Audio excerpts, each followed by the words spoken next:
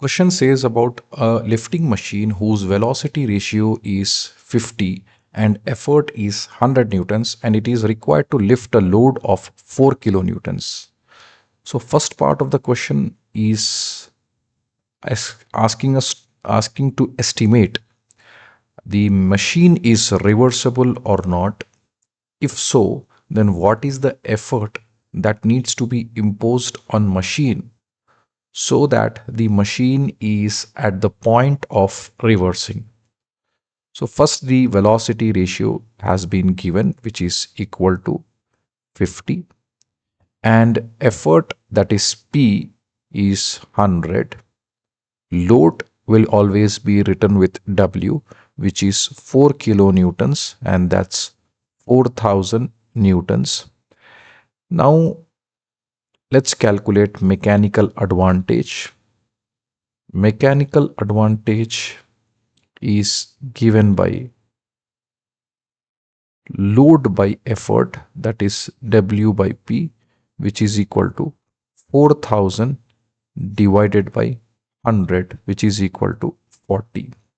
And efficiency, that is given by efficiency is equal to mechanical advantage divided by velocity ratio. So this is 40 divided by velocity ratio is 50. So 4 by 5, it is 0.8. So which is also 80% if we multiply this with 100. So see here the efficiency is greater than 50%. So whenever we find the efficiency greater than 50%, the reversibility is possible. Machine is reversible. Machine is reversible. Now, here as a bit 2, what is the least quantity or least amount of effort that needs to be imposed on the machine so that the reversibility is likely to happen? With what effort we can make the machine reversible is expected to be found out.